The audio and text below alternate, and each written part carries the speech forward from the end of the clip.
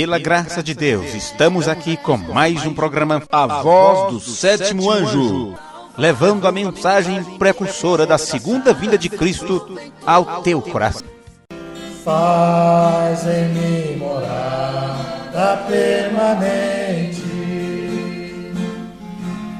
fica Senhor, já Salvador. Amém? Graças a Deus. Vamos nos colocar de pé então neste momento e receber a palavra do Senhor. Amém? Somente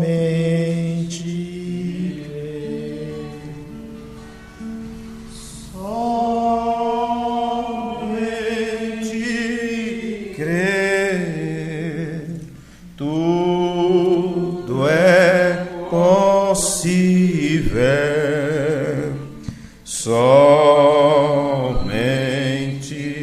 crer, somente crer, somente crer, tudo é possível, somente crer. Vamos orar? Nós te agradecemos, Pai, Deus Todo-Poderoso, por o Senhor ter nos concedido este privilégio de mais uma vez nos reunir em torno de Tua Palavra, de cantar estes hinos, de louvar o Teu nome, de demonstrar a Ti nossa gratidão por estarmos nesta hora de pé em Tua presença. Pedimos, ó Deus, perdão por nossos pecados, pedimos que o Senhor nos ajude a cada dia a seguir adiante.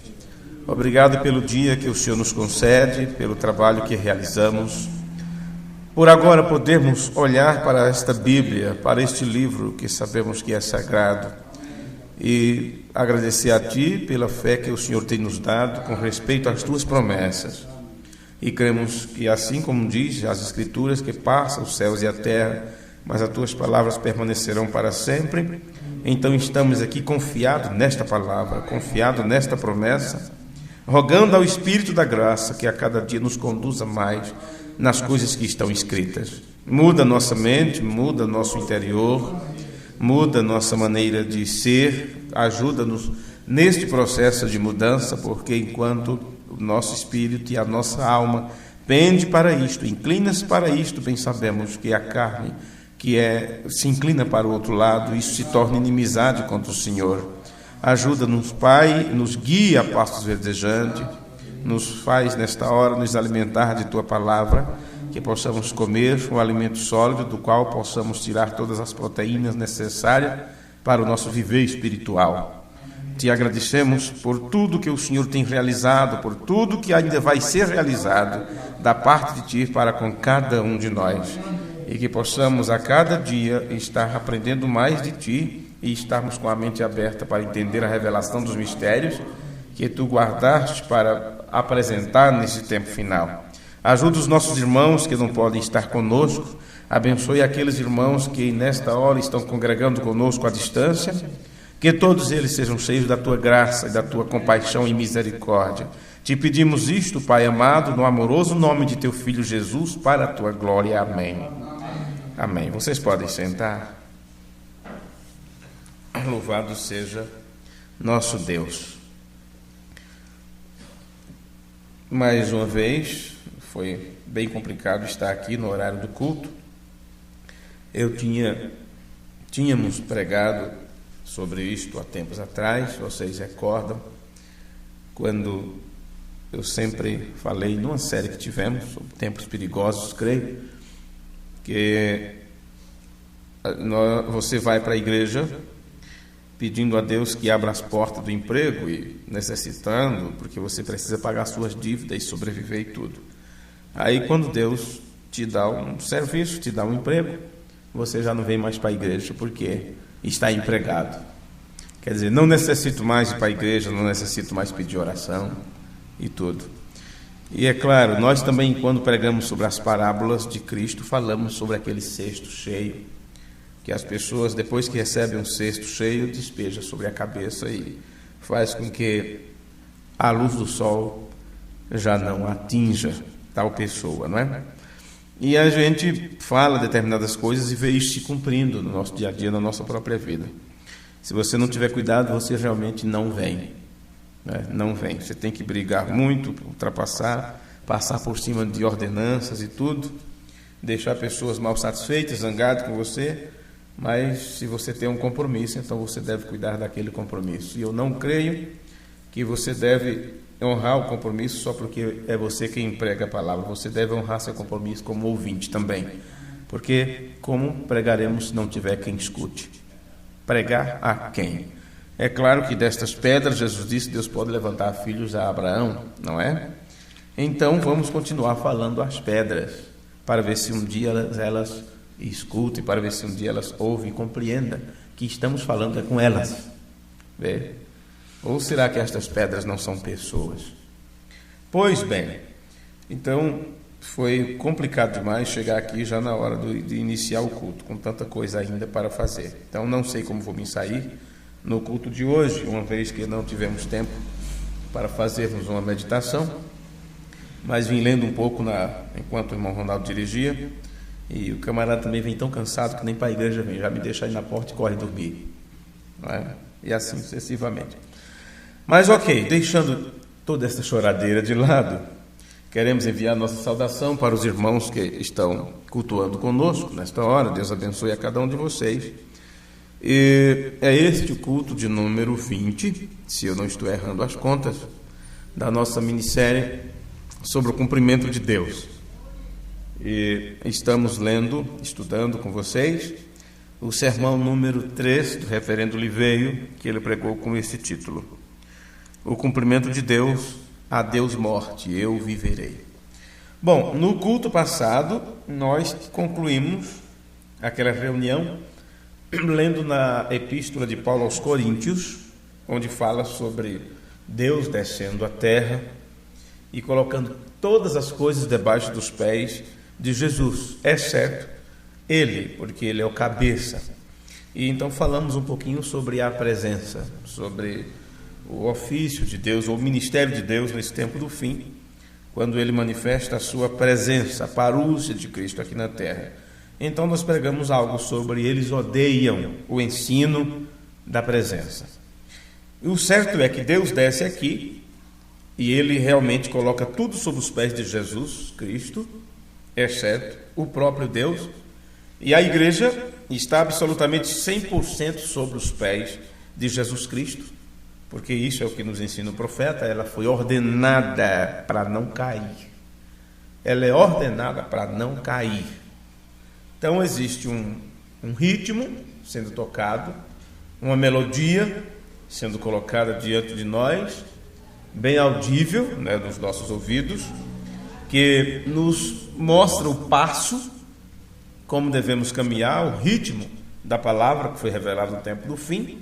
Aprendemos que é como o timoneiro, ou sobre aquele que toca, não é, o tambor no navio, para que todos remem no mesmo ritmo, na mesma ordenação, e tudo, a coordenação motora seja idêntica, porque na verdade todos têm que chegar à maturidade, todos têm que chegar ao mesmo nível de entendimento, o mesmo nível de conhecimento, que é o conhecimento do Filho de Deus, ou não chegarão do outro lado, e assim sucessivamente. Ok. Então essas partes vocês já entenderam perfeitamente.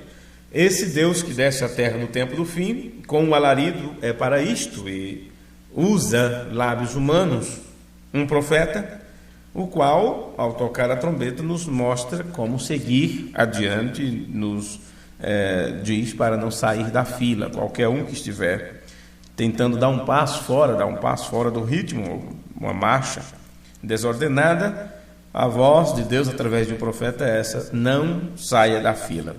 Então é claro que o que vem depois, uma vez que Deus desce à terra, coloca as coisas sobre os pés de Jesus, o último inimigo a ser vencido é a morte, e por fim nos encontramos com ele, com o Senhor Jesus, em cima na glória, porque ele é uma pedra de coroa física, não apenas imaginária, como muitos pensam que o ofício, muitos pensam que o Filho de Deus não existe mais, porque ele voltou ao seu Pai, e é uma crença totalmente errada, mas esta pedra de coroa, a cabeça da igreja, é algo físico, o corpo de Jesus, literalmente. Nós nos encontraremos com ele nos ares, pouco antes de irmos para o nosso destino eterno.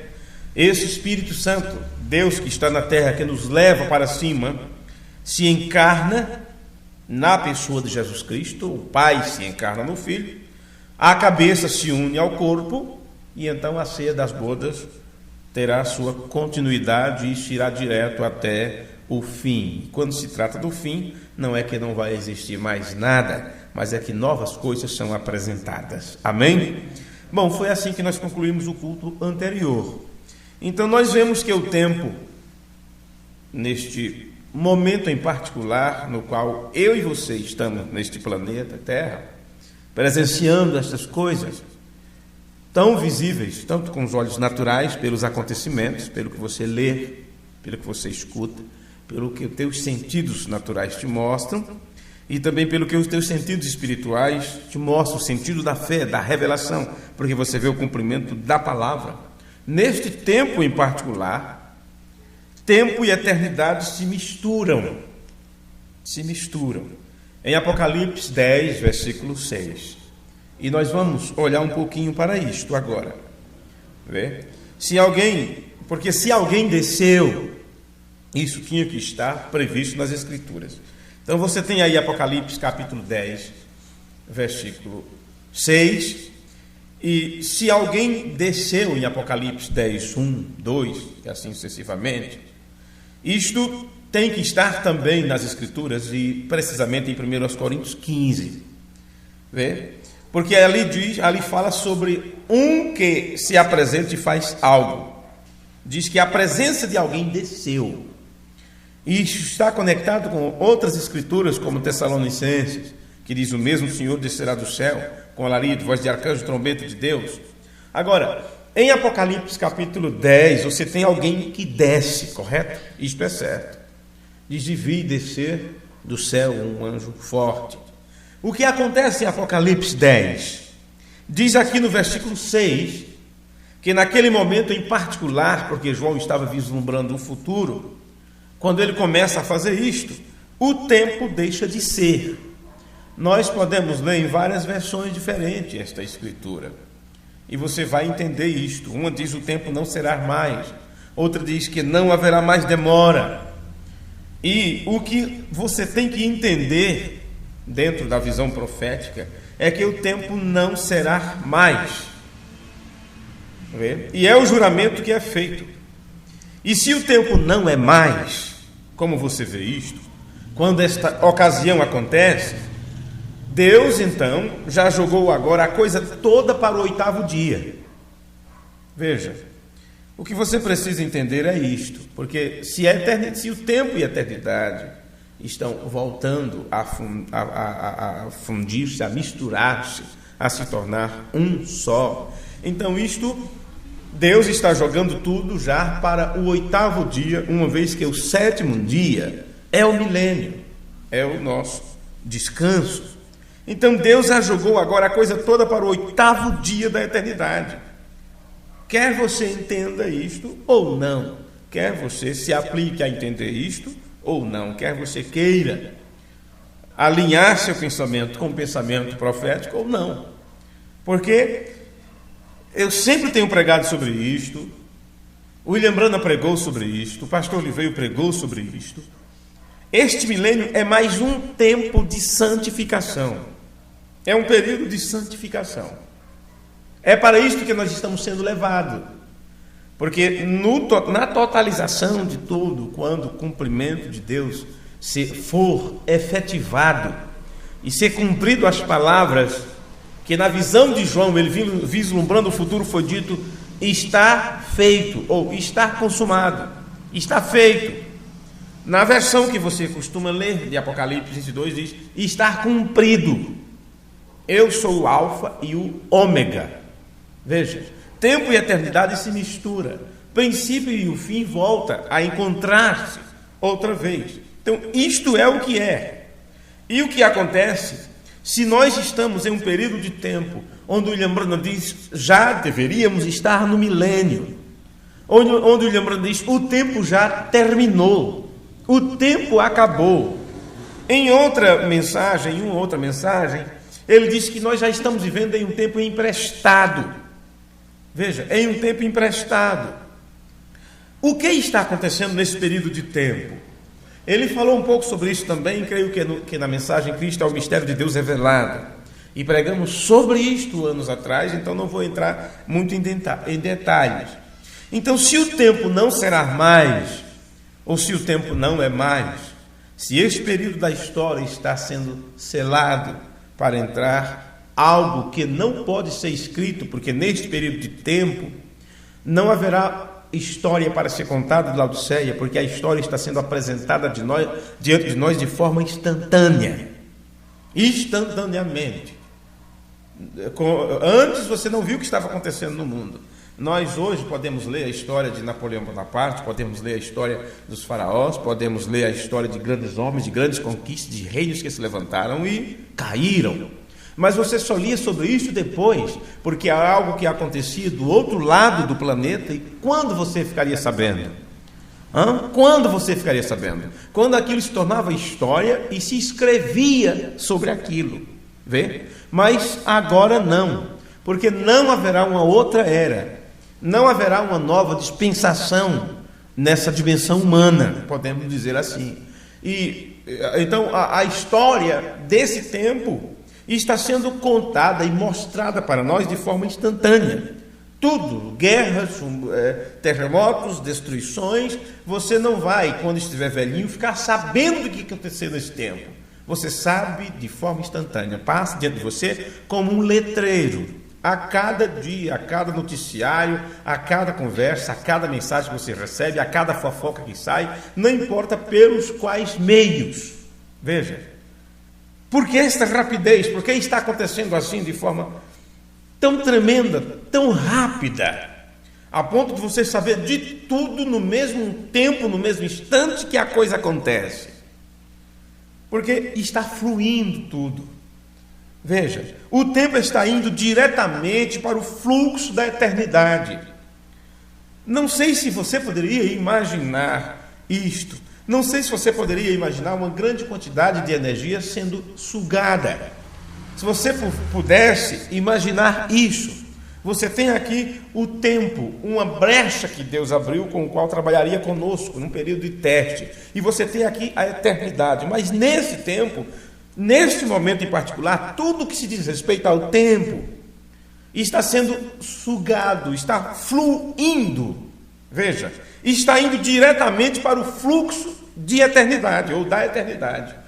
E tudo que você está esperando é o dia a dia, ou a manifestação dos 1000 anos, em 1000 anos. Isto é tudo. Veja, mas é a mesma coisa, tornando-se, se tornando. E se nós sempre fomos eterno, como cremos que viemos de Deus e estamos voltando para Deus, então é uma questão de coisas eternas tudo isto. Tudo é questão de coisas eternas. Como você e eu estamos nos tornando aquilo que devemos ser, porque fomos predestinados para ser. Então não há como você deixar de ser o que Deus determinou antes da fundação do mundo que você fosse. Então é claro que de alguma coisa você tem que entrar no fluxo disso. Você tem que ser sugado por isto, porque você tem que se tornar isto que está determinado que você seja. Então, da mesma forma, é o tempo. Não adianta chorar, não adianta reclamar, não adianta fazer planos, nem tampouco se desesperar e deixar de sonhar, porque é uma coisa que acontecerá de forma, como eu poderia dizer, não concêntrica ou aleatória, mas vamos encontrar uma palavra mais simples. É uma coisa que vai acontecer, quer você queira ou não, quer você chore ou dê risada, quer nade ou afunde, está determinado que isto aconteça. Então, de uma forma cabal, concreta, absoluta, o tempo deixará de existir. E nas contas de Deus não existe mais. Veja, uma vez que a eternidade entrou em cena e apenas está sugando, o fluxo está indo. Quanto tempo isso passa para que seja concluído? Eu não sei. Mas quando Deus determinou, vamos dizer assim, a exterminação, entre aspas, da raça humana, no tempo de Noé, ele disse: eu não contenderei para sempre com este povo rebelde, destruirei a todos. Então ali estava determinada a destruição. Se passou 120 anos aproximadamente, Noé falando sobre isto, mas diante de Deus a coisa estava feita. Veja, e nada mudou aquilo. Neste período de tempo, nada mudou, a não ser o fluxo, a não ser as pessoas chegarem no estágio onde cairia chuva para destruir a todos. Uma vez que disse o profeta que Deus não destrói as pessoas.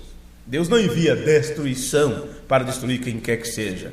Apesar de você pode encontrar passagens e tudo que mostrem isso, mas o profeta disse que o que realmente acontece é que as pessoas chegam numa atmosfera de destruição. Elas alcançam isto pelos seus feitos e atitudes, porque somos criadores de atmosfera. Elas chegam numa atmosfera onde nada resta a não ser destruição, porque é o que está atraindo. Veja. Bom, e mesmo essa questão de, sendo que você não pode fazer outra coisa a não ser esperar o dia a dia, né, acontecer e ir diretamente aos 1000 anos, que é o milênio, e a mesma coisa, a geografia é compatível com isto.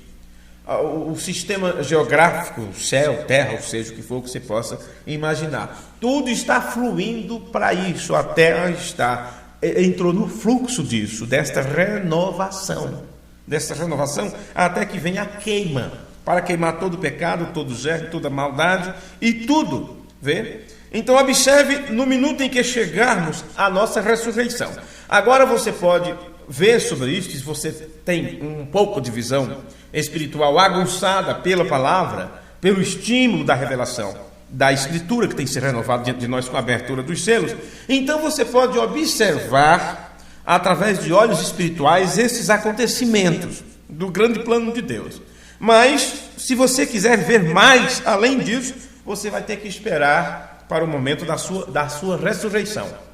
Aí você vai observar mais coisas que agora você não pode ver. Então, observe isto começar a clarear. Observe através desses 1000 anos. Observe passar o lago de fogo. E veja o que Deus começa a fazer.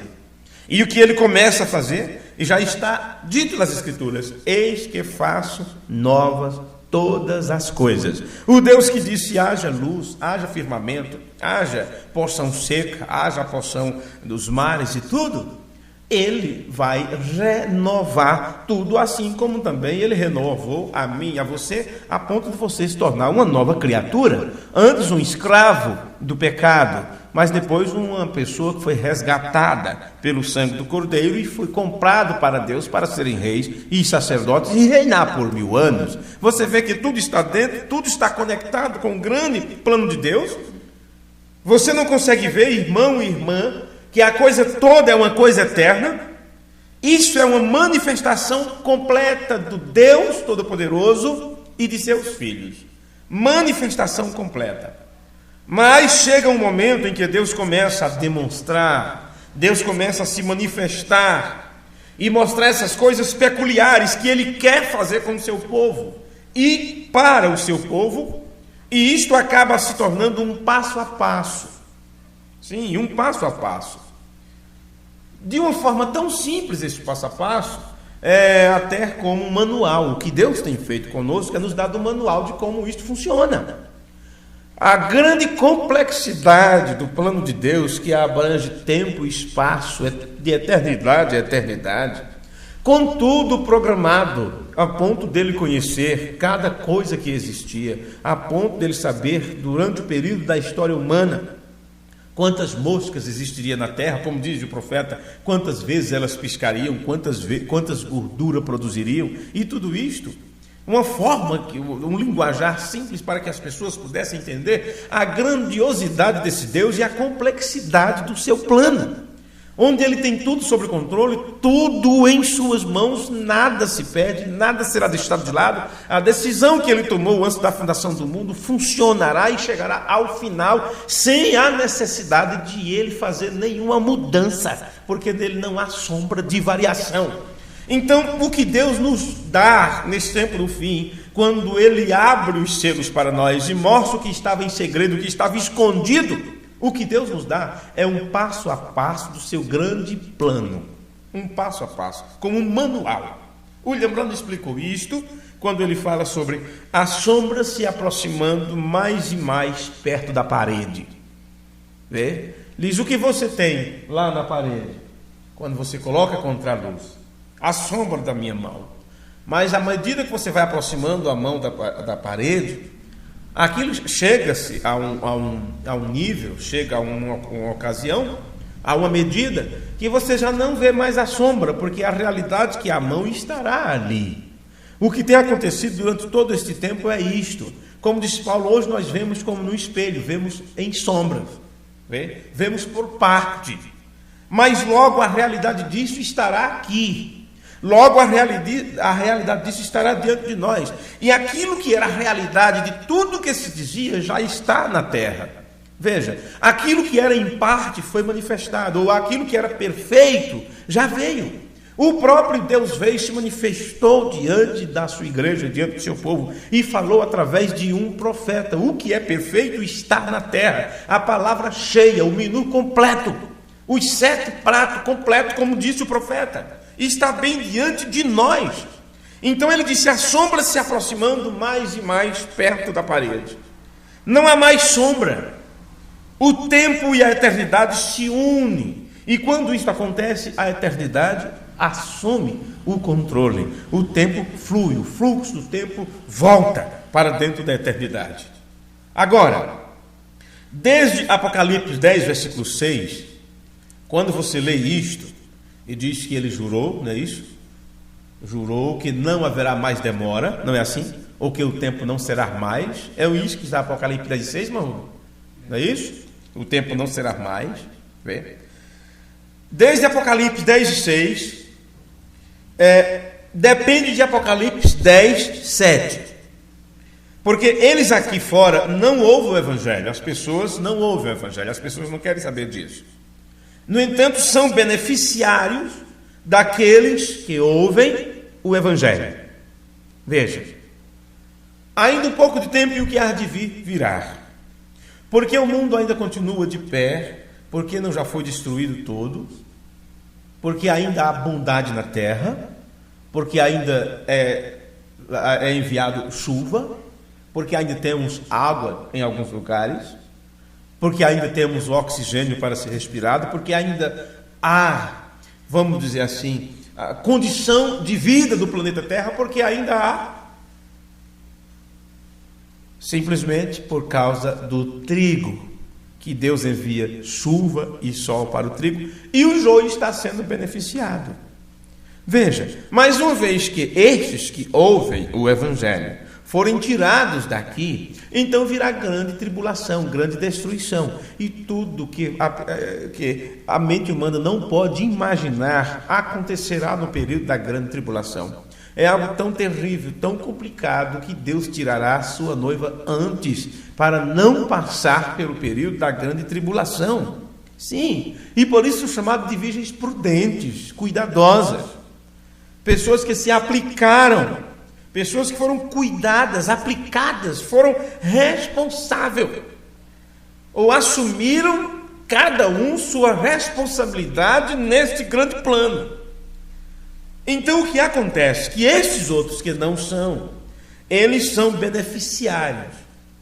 Esses que estão dentro de Apocalipse 10, 6, porque o tempo não é mais, o tempo não existe mais, ou cessou, selou o tempo.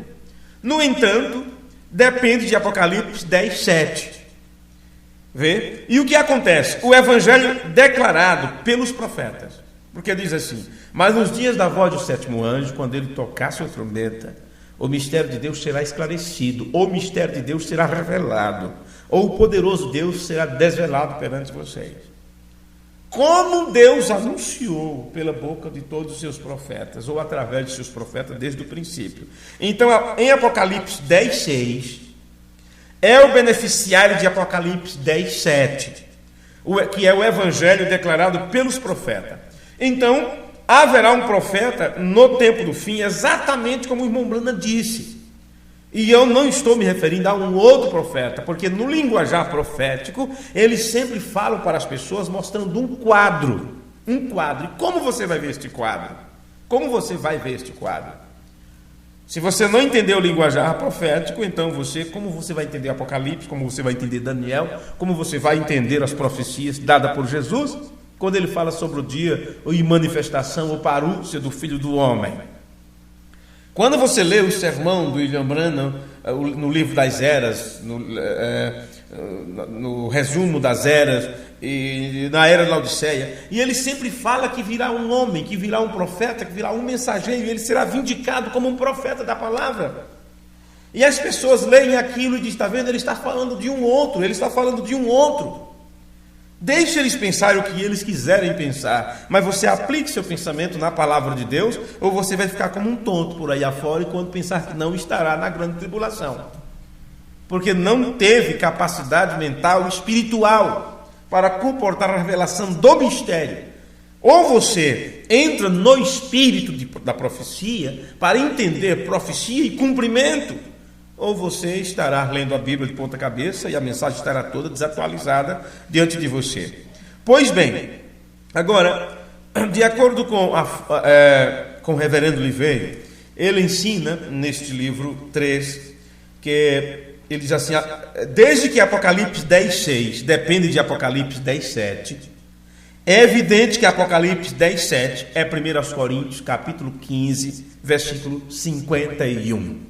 Então, estas partes eu gostaria de deixar bem esclarecido para os irmãos, para as pessoas que estudam a doutrina de Cristo, para que não fiquem confusos, mas aprendam a ler suas Bíblias, aprendam a ver a conexão das Escrituras, e assim sucessivamente. Então, repetindo aqui, por isso eu digo, desde que Apocalipse 10:6 depende de Apocalipse 10:7, é evidente que Apocalipse 10:7 é 1 Coríntios capítulo 15, versículos 51 ao 57. Então vamos voltar e dar uma olhada nisso. Estou apenas usando a pura lógica bíblica, porque a natureza, para ser transformada, depende da nossa transformação. Então você não pode seguir adiante pensando em novos céus e nova terra, sem você pensar que você tem que passar por uma transformação. E se você não tiver essa transformação, a terra não terá a sua transformação. Então uma coisa depende da outra. Assim, portanto, se Apocalipse 10:6 depende de Apocalipse 10:7, mesmo que o tempo não é mais, porque quando ele desce à terra, ele jura por si mesmo, porque quem desce é o Deus Todo-Poderoso, com alarido, voz de arcanjo e a trombeta de Deus. Este é o anjo forte de Apocalipse, capítulo 10, versículo 1. No versículo 6 é dito que o tempo não será mais. Conclusão das coisas, fechamento de tudo, porque o fluxo do tempo está fluindo de volta para a eternidade. Mas o versículo 7 tem que entrar em cumprimento. A igreja tem que receber a completa revelação de Jesus Cristo. Entender quem é Deus, quem está aqui, o que ele veio fazer. Apocalipse 10:7 é 1 Coríntios capítulo 15, versículo 51. Eis aqui vos digo o mistério.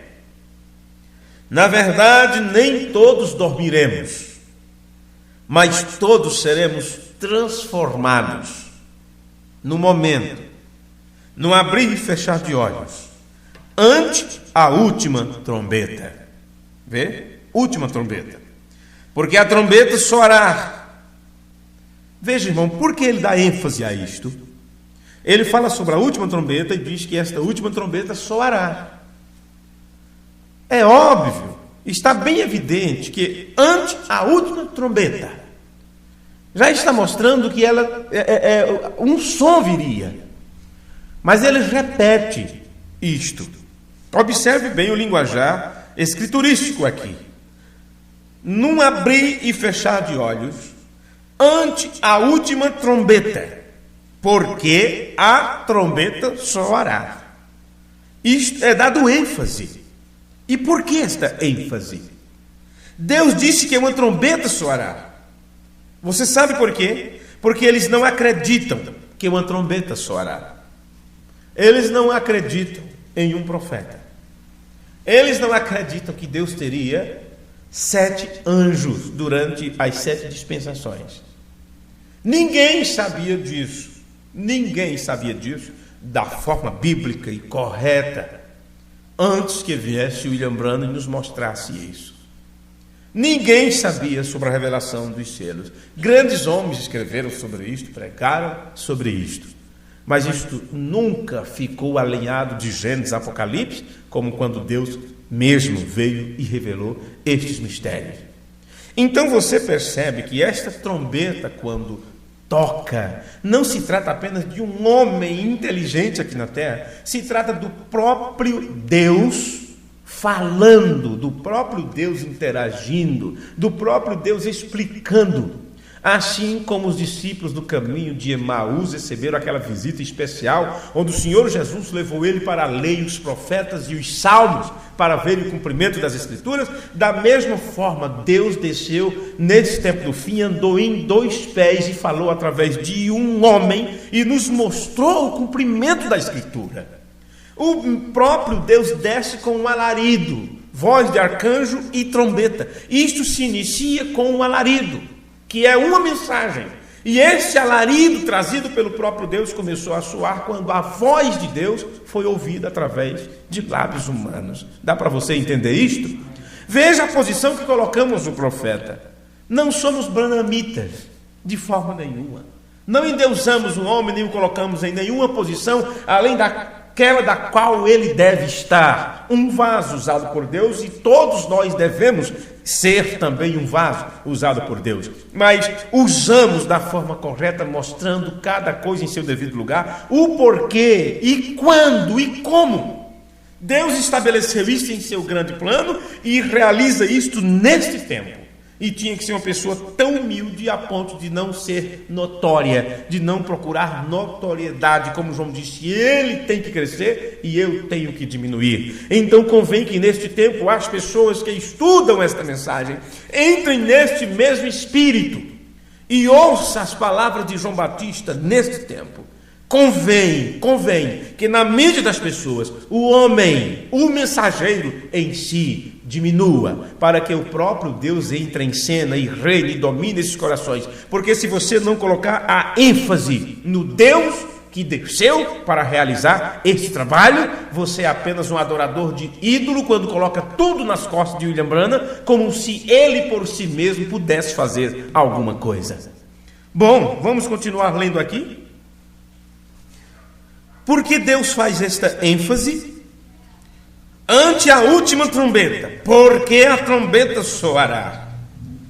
Então, eles não acreditam que uma trombeta soará, eles não pensam que vai haver uma repetição do Evangelho.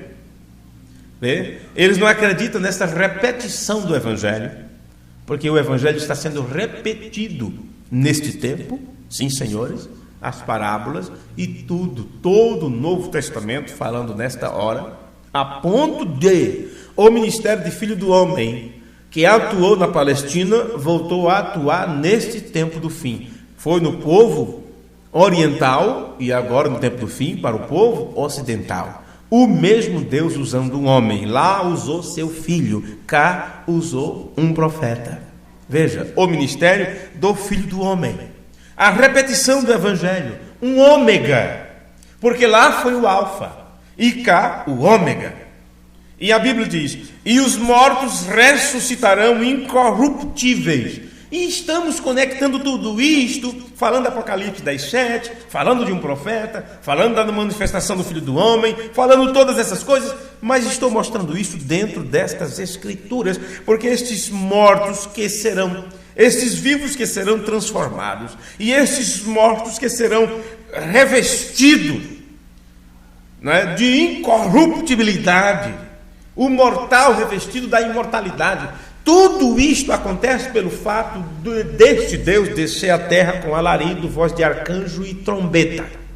Veja, e todo o ministério profético, o ministério da águia, do Espírito Santo, que é manifestado nesse tempo do fim, está tudo conectado. Uma coisa não pode acontecer sem a outra.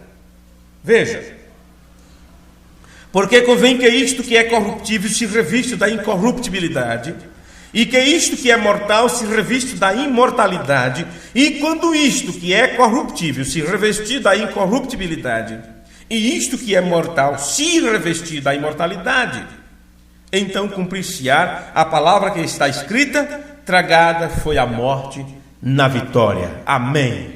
E você sabe que o último inimigo a ser vencido é a morte. Onde está, ó morte, o teu aguilhão? Onde está, o inferno, a tua vitória? Morte, onde está a tua vitória? Apontou para o homem, morreu uma vez, cortou. Deus apenas bateu uma de suas palavras na cabeça. Veja, essa palavra não tem vida em si, tinha história nisso, ou a vida estava nisso, na medida em que Deus certamente cumpria isso. Mas veja que a lei traz a morte, bem aqui. Ora, o aguilhão da morte é o pecado, e a força do pecado é a lei.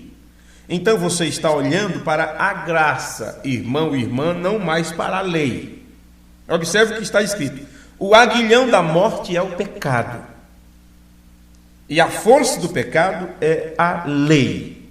No entanto, você não está olhando para a lei, você está olhando para a graça.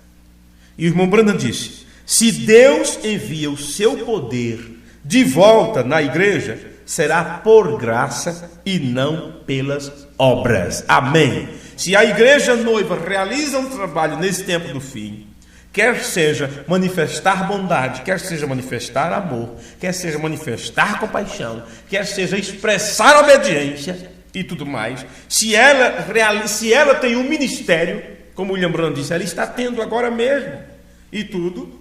Se o poder de Deus volta na igreja, se Deus volta a atuar através de sua igreja, será unicamente pela graça e não por a igreja estar tentando fazer alguma coisa para agradar a Deus. Porque, afinal de contas, não é pelas obras, para que ninguém se glorie.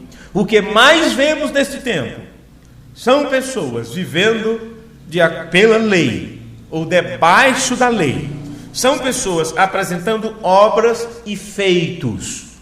E, claro, elas, para fazer isto, elas têm se esquecido da graça que foi oferecida a nós através do Senhor Jesus Cristo. Muitos já nem falam mais em Jesus Cristo. Não. Pensam que só em falar do profeta está tudo bem. Pois, agora, vamos ver aqui. O que eu estou dizendo a você, Apocalipse 10:6 depende de Apocalipse 10:7. Vamos voltar a isso mais um pouquinho. Assim, portanto, Apocalipse 10:7 é 1 Coríntios capítulo 15, versículos 51 a 55, que acabamos de ler. Bom, isto é simples. E, portanto, isso irá direto para a Nova Jerusalém. Porque vem primeiro a revelação do mistério. O mistério de Deus é revelado para a igreja. O grande mistério de Deus é revelado. O Deus revela-se para a igreja. Veja, uma mensagem soa, um chamamento entra em cena, a noiva entra no ritmo da palavra, ela reconhece o seu papel, ela sabe que está ordenada para não cair, ela aprende a duvidar de suas dúvidas e coloca toda a sua confiança na palavra de Deus, ela pode ver o cumprimento das Escrituras bem diante de si, ela sabe que o que está realizando esse trabalho, como disse Jesus, não sou eu, é o Pai que está em mim. Então a noiva nesse tempo do fim, a igreja ômega, ela tem o mesmo reconhecimento da igreja alfa. E ela sabe que não foi um homem, que não foi William Branham, que não foi um profeta. Como disse Nicodemos, a igreja também tem que ter essa mesma compreensão. Nenhum homem pode fazer isto a não ser que Deus esteja nele ou com ele. Então nenhum homem faria o que ele fez nesse tempo a não ser que Deus estivesse aqui para realizar. E disse o profeta no sermão Os Ungidos dos Últimos Dias: não fui eu, foi ele. Ele apenas usou minha voz, minhas cordas vocais estavam disponíveis.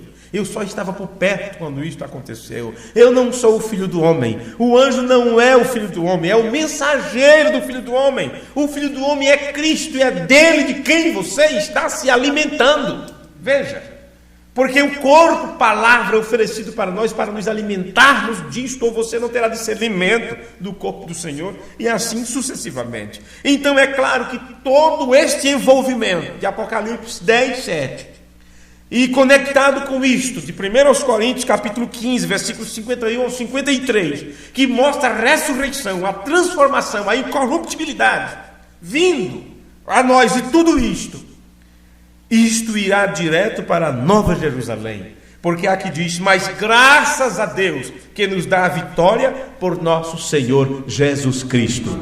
Aí está você. Se Deus nos dá a vitória, você pode pegar esta escritura e pensar sobre uma vitória que você teve, sobre um negócio, sobre uma coisa que estava na justiça, e uma disputa com um inimigo que você nem deveria ter, e assim sucessivamente. Mas não se trata desta vitória. Aqui está mostrando realmente a vitória. E esta vitória você tem que ver no contexto geral de Coríntios 15, onde diz que tudo está sendo colocado debaixo dos pés do Senhor Jesus, e o último inimigo a ser vencido é a morte. Então tragada foi a morte pela vitória. Então você percebe que isso já está mostrando o fechamento de tudo, o fechamento do quadro, no grande cumprimento de Deus. Assim vemos em Apocalipse 10, 1 ao 7, que isto tem que ser o sétimo selo. Sim, senhores. Apocalipse 10, 1 ao 7. Tem que ser o sétimo selo, porque o sétimo selo é o último selo. Quero dizer, que está lidando completamente com os selos. Apocalipse 10, 1 ao 7 lida diretamente com os selos. E o sétimo é o último. E tinha que se abrir o último para que você pudesse ver os demais. Porque enquanto o último selo não é rompido, os outros não estão totalmente abertos. Porque o rolo tem 7 selos. E somente na abertura do último é que se pode ver o que está escrito. Estão compreendendo? Compreendem isso? Então é claro que em cada selo há um acontecimento. É quando se abre. Então quando se abriu isto? Quando foi a abertura dos selos? Olhou e o cordeiro tomou o livro e abriu o primeiro selo, e ouviu uma voz como de trovão dizendo: vem e vê. E olhei e eis um cavalo branco. E quando foi que esse cavalo branco apareceu? Isso foi lá na primeira era da igreja, já lá no início. Mas alguém soube que era a abertura dos selos? E veio o segundo selo sendo rompido, e o segundo animal com voz de trovão: vem e vê. E olhei e eis um cavalo vermelho. E quando foi isto? Perseguição e guerra, matando os cristãos, e assim sucessivamente. E o terceiro selo foi rompido. O que acontece? Está ali o cavaleiro, o cavalo preto, e uma balança na mão, e tal, uma medida de trigo. Tal. William Branham explicou isto dentro da revelação do selo Roma vendendo de salvação. Então isso já vem para os anos 1000 e tantos, 1500, e assim sucessivamente. Veja, quando Martinho Lutero enfrentou Roma.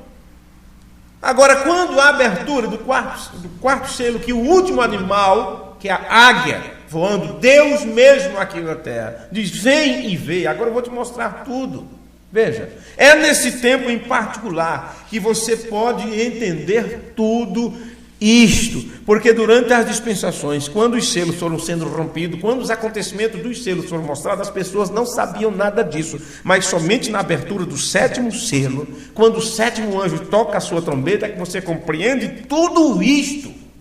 É claro que não estamos aqui pregando precisamente sobre os selos, já comentamos tanto sobre os selos. Pois bem, assim vemos que Apocalipse capítulo 10, versículo 1 ao 7, é o sétimo selo, ou o último selo, porque eles vão direto para a restauração da criação, que é falado em 2 Pedro, no capítulo 3, versículo 10 ao 13, se você quiser acompanhar também. Puxa, o que é isto? Olha a conexão dessas escrituras. Apocalipse 10, 1 ao 7, é o 7º selo, ou o último. Isso vai direto para a restauração da criação, que é falada, é feito comentário sobre isso em 2 Pedro, capítulo 3, versículo 10. Agora, a razão pela qual estamos pregando sobre isto é porque eu estou colocando isso junto de uma maneira nova para você. Era necessário um ensino através de um mestre para nos ensinar isto. Um homem na posição do irmão Liveiro, para nos fazer enxergar as coisas que o William Branham pregou em seus sermões. E ele diz: eu estou colocando isso tudo junto de uma maneira nova para você. E toda vez que eu coloco isso junto de uma maneira nova, torna-se muito mais claro. Sua fé fica mais e mais confirmada. Foi isso que eu vos disse. Esta série tem aberto meu entendimento muito além daquilo que eu imaginava para compreender este grande plano. Você diz: bem, é assim que é. Então você diz: é assim que eu sou. Porque você entende, você se enquadra. Você diz: eu estou nisso, ou eu estou nessa. Eu estou vestido nesta roupagem. Eu vejo este plano. Porque Deus revela isto para você. Você diz: assim sou eu. Isto faz parte de mim. Veja, você tem que ficar assim, irmão e irmã. Você tem que entrar no espírito da coisa. Você tem que dizer: eu sei disso. Eu agora vejo. Eu estou entendendo isto. Agora eu compreendo as Escrituras. Você tem que exercitar sua mente para estas coisas. Se tem prova para passar, e por que as pessoas ficam nervosas? Estuda o ano inteiro, então é mês de prova, então é um mês de agonia. E tem deles que ficam doentes, tem deles que dá dor de barriga e tudo porque é dia de prova. Então isso significa que a pessoa não está totalmente segura no seu aprendizado, ou não está segura de sua própria capacidade mental, intelectual, e então teme em falhar nas respostas. Você sabe, se te dão 50 questões para que você dê uma resposta para cada uma delas, 50 delas. Então você sabe, ele diz assim: se você responder 25, você passa no teste. Se você acertar 25. Então é claro que não é possível que em 50 questões você não consegue. 50 itens ali, 50 perguntas e você não sabe de 25 respostas. Você vai ter que fazer um levantamento mental de todo o aprendizado que você teve. Porque as respostas já têm que estar aqui na tua mente. Você não vai encontrá-las na hora. Isso não vai dar um estalo assim, ou acender uma luz, ou a lâmpadazinha na sua cabeça, tendo uma nova ideia, e você: agora eu sei a resposta disso. Não é assim que vem a revelação. Não, senhores. Você primeiro aprendeu, você estudou, você leu, você ouviu, você viu em algum lugar. Então é claro que na hora você tem que procurar na sua mente, em algum lugar bem escondido do teu cérebro, onde está aquilo. Você diz: puxa, eu já ouvi falar sobre isto. E alguém diz: está na ponta da língua, não é assim? Mas não é que está na ponta da língua, está no teu cérebro em algum lugar. E é claro que se está ali, aquilo tem que ser falado em forma de palavras, não é? Mas na questão de um exame, de uma prova, aquilo tem que fluir do teu cérebro, mas tem que estar ali de um aprendizado anterior. Veja. Então, ok, Deus vem dar a prova diante de nós. Ele mostra todos os seus mistérios, Ele mostra tudo para você, Ele revela tudo. Um profeta de Deus prega mais de 1.200 sermões e deixam tudo gravado e disponível diante de nós. E isso ao longo do tempo está sendo traduzido, e você vai lendo e meditando, e várias pregações estão sendo feitas a respeito disso. E daí a pouco apresentamos o plano, mostramos em detalhes, e as pessoas dizem: eu não consigo. Veja. E você termina duvidando de si mesmo. E daqui a pouco você diz: não é para mim isto, eu não vou entender nunca isto. Como? Observe. Juntamos as Escrituras, apresentamos para você, para que sua fé fique cada vez mais confirmada. Então você começa a enxergar. Lembra quando você não sabia formar as palavras, começava a gaguejar? Mas se começou bem do princípio, aprendendo o alfabeto, é colocado aquele monte de letras para você. E é dito para você o nome de cada uma delas. Esse nome desse aqui é o A, o B, e assim vai. Daqui a pouco você começa você decora, né? Decora, e quando você vê a letra, você já sabe o som, a fonética disso. Você não olha para um A e diz que é um U. Foi ensinado, foi gravado que o som é A, B e assim sucessivamente. Depois disso é ensinado a você como formar palavras, juntar palavras e formar frases. Então, quando você descobre isso, parece que você em um linguajar infantil, mas comparando com a ideia adulta, é como se você tivesse ganhado, como diz o mundo aí fora, na loteria, né? Quer dizer, uma chance em 1 milhão, eu não sei quanto. Lembra você que hoje é tão normal para você ler, mas lembra quando você não sabia e você começou a formar palavras e entendeu o que estava escrito? A mesma coisa na compreensão dos mistérios. Sim. Quanto tempo já faz que você está nessa mensagem? Quanto tempo? Eu lembro quando eu comecei, eu estava na evangelização, lá nos anos 1985, estava pregando no Recife, e tinha lá o irmão Sebastião, dos irmãos de mais idade lá, irmão Sebastião. E depois de um culto que tivemos lá, ele foi conversar comigo e disse: irmão, eu tenho 45 anos de crente. Ele era o assembleano na moda antiga. Ele disse: eu tenho 45 anos de crente, 45 anos do evangelho, mas eu não sabia nada disso, eu nunca ouvi nada disso. Então, o que estava acontecendo com ele? Era uma novidade. Então, dentro desta novidade, naquele momento em particular, eu estava ensinando para ele um novo abecedário, um novo linguajar, um novo idioma, e dali por diante ele ia aprender a formar palavras. Mas hoje, agora referindo a mim e a você, já devemos ter passado desse tempo e agora não estamos mais aprendendo sobre o linguajar da noiva mais. Já temos que estar sabendo falar fluentemente o linguajar da noiva, o novo idioma da noiva, que no tempo do fim ela aprende sobre parúcia, sobre faneiro, sim, sobre o aparecer de Cristo, sobre a aparição e vinda, sobre a divindade suprema de Jesus Cristo, e assim sucessivamente. E agora você não só forma palavras, você fala fluentemente, você escreve, você faz redação sobre isto. Porque a tua fé a cada dia está sendo confirmada.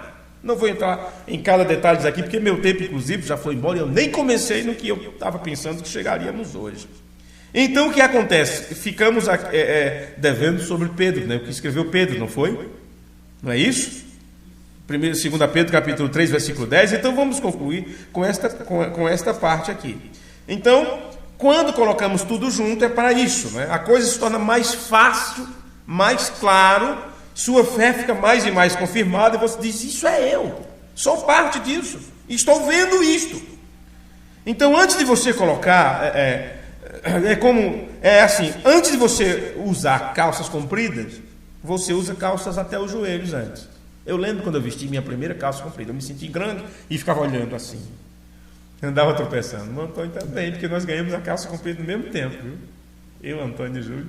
Foi daqui de São Paulo para lá, umas calças jeans que a gente chamava, não sabia o nome. E a gente ficava olhando assim, se achando grande, porque era diferente. Não via mais as canelas finas, agora é tudo roupa lá para baixo. Mas antes você usava calças curtas, calção até os joelhos, né? E às vezes macacões e tal, com aquele negócio aqui, né? Para não cair, o macacão e tudo. Mas, amigo, chega-se um momento que essas crianças de Deus têm que se tornar adultas e não vão usar mais macacão, nem calças até o joelho, não. Você tem que estar agora no figurino, né? No terno e na gravata, como diz, ou seja, bem vestido. Não que seja terno e gravata, né? Porque a vestimenta da noiva é a palavra. Então é disso que eu estou me referindo. Espero que vocês compreendam. Não é mesmo? Vamos dar uma olhada nisso então. 2 Pedro capítulo 3, versículo 10. Mas o dia do Senhor virá como o ladrão de noite. no qual os céus passarão com grande estrondo, e os elementos ardendo se desfarão, e a terra e as obras que nela há se queimarão. Havendo, pois, de perecer todas estas coisas, sendo que tudo isto vai acabar, sendo que tudo isto vai terminar, que pessoas nos convencer? Sendo que tudo isto vai queimar, não vai sobrar nada, como diz a Escritura, nem raiz nem ramo, que tipo de pessoas devemos ser para escapar disso? Que pessoas nos convencer em santo trato e piedade, aguardando e apressando-vos para a vinda do dia de Deus? Nesse dia, isso eu estou colocando aqui, a palavra, viu? Nesse dia, em que os céus em fogo se desfarão, porque eis que cria novos céus e nova terra, não é mesmo? E os elementos ardendo se fundirão. Tudo isso é uma pergunta, tá? Que o apóstolo está fazendo. Irmãos, prestem bem atenção. Sendo que tudo isso vai terminar, sendo que tudo isso vai queimar, que tipo de pessoas nós devemos ser em santo trato e piedade, nos apressando para a vinda do grande dia de Deus, em que os céus se desfarão e os elementos ardentes se fundirão? Como devemos ser? Que tipo de pessoas devemos ser? Mas nós, porque os outros todos estarão juntos dentro dessa destruição. Mas nós, segundo a sua promessa, de acordo com a promessa que ele nos deu, aguardamos novos céus e nova terra em que habita justiça. E o profeta, ou melhor dizendo, o apóstolo aqui, ele está nos levando na sua profecia, ele está falando do futuro, para o que disse Isaías: eis que crio tudo novo. Nós já lemos isso, inclusive, creio que é Isaías 65, se não me falhar a memória. Veja, mas ele aqui diz: aguardamos, segundo a sua promessa, novos céus e nova terra em que habita justiça. Por isso, amados, aguardando estas coisas, procurai que dele sejais achados imaculados e irrepreensíveis em paz, e tende por salvação a longanimidade de nosso Senhor, como também o nosso amado irmão Paulo vos escreveu, segundo a sabedoria que lhe foi dada, falando disto, como em todas as suas epístolas. Isso é tão lindo, isso aqui é tão bonito, esta parte que você está lendo em particular, porque sabemos que eles viveram, foram contemporâneos, andaram juntos, inclusive, não é? Tiveram momentos juntos, Pedro e Paulo. E Paulo escreveu várias cartas para as igrejas, e agora na epístola de Pedro ele faz referência, porque ele leu, ele sabia o conteúdo das cartas. Quem sabe ele pregou com aquelas cartas, ele leu aquelas cartas em alguns lugares, como estamos lendo, estudando o terceiro livro de Liveu agora, fazendo apenas uma comparação para você. E aqui ele faz referência a isso, ou seja, dando uma autenticidade extraordinária, exorbitante, nem sei como vos falar, a respeito das cartas do irmão Paulo. Sim, entre as quais ele vos escreveu segundo a sabedoria que lhe foi dada, falando disto como em todas as suas epístolas, entre as quais há pontos difíceis de entender, que os indoutos e inconstantes torcem, e igualmente as outras escrituras para a sua própria perdição. Agora, é claro, nós não vamos ter tempo para nesse culto irmos adiante, mas quem sabe no próximo eu terei que voltar aqui aos escritos de Pedro para tocar o próximo culto, né? O culto de número 21. Mas rapidamente quero vos falar algo aqui. Você sabia que este é o fim dos 1000 anos? Depois de se tornar imortal? Porque então, que ele diz isto, ele quer que você e eu recebamos o Espírito da hora. Porque o que ele está dizendo, irmãos, o que Pedro está dizendo aqui é isto: eu quero, vocês que vão viver no tempo do fim, quando as profecias se cumprirem, quando os mistérios forem revelados, porque ele está falando do dia do Senhor que estava por vir. E era previsto que viria Elias primeiro para restaurar a fé, trazer para nós a fé que eles tinham antes deste grande e terrível dia do Senhor. E agora Pedro está falando dos acontecimentos deste grande e terrível dia, mostrando que tudo será queimado e destruído. E ele diz agora que tipo de pessoas vocês devem ser. Como vocês devem se comportar, porque vocês estarão vivendo lá neste tempo. Num tempo onde as cartas de Paulo foram deturpadas, num tempo onde as pessoas estarão torcendo tudo, porque estarão num período de apostasia, vivendo em tempo perigoso. Que tipo de pessoas vocês devem ser? Vocês devem entrar no espírito da profecia. Vocês devem entrar no espírito da águia. Vocês devem estar no espírito da hora, receber o espírito da hora, que é o espírito da eternidade. Sim, a atmosfera da eternidade. Uma vez que você, neste tempo que está fluindo, sendo sugado para a eternidade, você tem que estar indo junto, porque só quem ir junto para a eternidade escapará desta grande hecatombe que vai vir sobre a terra. Estão entendendo isto? Concluiremos no próximo culto, seguiremos adiante se o Senhor nos permitir. Vamos nos colocar de pé. Senhor nosso Deus, Senhor amado Pai Celestial, te agradecemos de todo o coração nesta hora pela tua bondade, infinita compaixão e misericórdia que tu dispensastes a nós através de Jesus Cristo, quando nos compraste de volta com aquele sangue precioso e imaculado, nos colocando de volta neste grande plano, porque estávamos afastados de tudo, uma vez que o pecado fez isto, e todos estavam mortos, destituídos, separados da misericórdia do Senhor, mas a graça misericordiosa tua, estendida a nós através de Jesus Cristo, nos colocou de volta em linha com o teu pensamento, com a ideia tua, com o plano teu, e nesta hora, Senhor, tu nos faz conhecedor disso, e estamos tão felizes por isso nesta hora, Pai. Pedimos perdão pelos nossos pecados, pedimos que o Senhor acrescente a cada dia a nossa fé.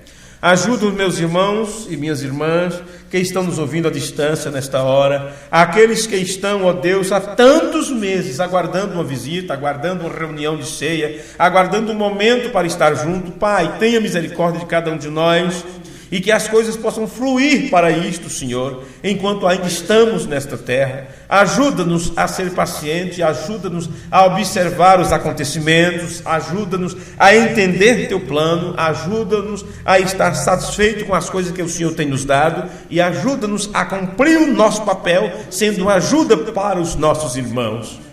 Ó Senhor, se estamos falhando de algum modo em cumprir nossa parte, em cumprir com a nossa obrigação que estamos supostos a fazer, que o Senhor nos ajude, que o Espírito Santo nos guie, nos ensine, nos mostre o que devemos fazer, que não haja barreira, que não haja nenhuma cerca que nos impeça de cumprir nesta hora a tua vontade. Te pedimos isto, Pai bendito, humildemente no nome de teu Filho Jesus, para a tua glória. Amém e amém. Deus os abençoe, irmãos. Deus os guarde. Até a próxima reunião, se o Senhor nos permitir. Louvado e engrandecido seja o Senhor para sempre.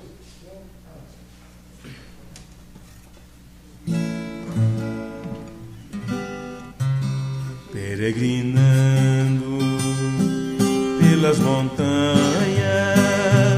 dentro dos vales, sempre na luz, Cristo promete nunca deixar-me. Eis-me convosco, disse Jesus. Brilho celeste, encha minha alma a glória de Deus. Com aleluia sigo cantando, dando louvores, indo para os céus. Encerramos por hoje, amados irmãos e ouvintes, a nossa ministração, nossa transmissão ao vivo.